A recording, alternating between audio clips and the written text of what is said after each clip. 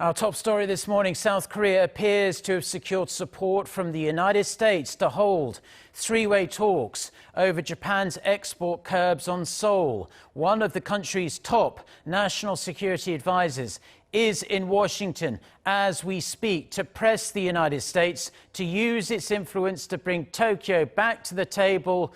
But for now, at least, it appears Japan is not eager to negotiate. Our Shin Se-min starts us off.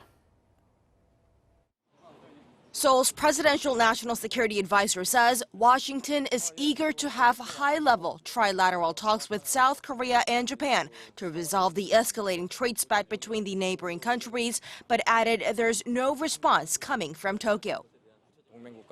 The U.S. expressed how it hopes its two allies can seek a constructive resolution to such issues.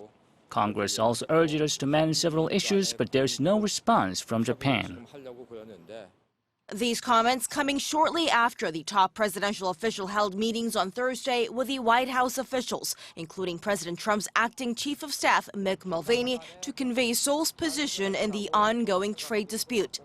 Kim added that the White House officials expressed hope the two sides can swiftly resolve the matter, as it won't do Washington any good if it rumbles on. But when asked about whether the U.S. was willing to play the role of mediator, the visiting official remained tight-lipped, only saying Congress did indicate the Trump administration is willing to help, as cooperation among three parties is crucial. Kim, who formerly served as Seoul's chief negotiator on trade, left for Washington Wednesday, reportedly with no return ticket reserved, indicating the length of his stay depends on the progress he makes on the Japan export curbs issue.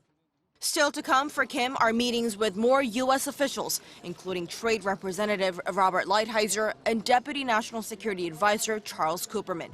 Also in Washington is Kim Hee-sang, Director General for Bilateral Economic Affairs at Korea's Foreign Ministry, who updated officials from the State Department.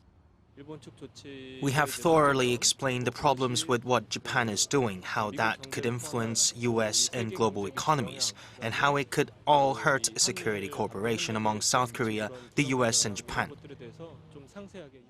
Seoul's efforts to spell out its position to major countries will continue, with Trade Minister Yoo Myung-hee also due for a meeting with Washington's trade representative next week. Shin Se-min, Arirang News.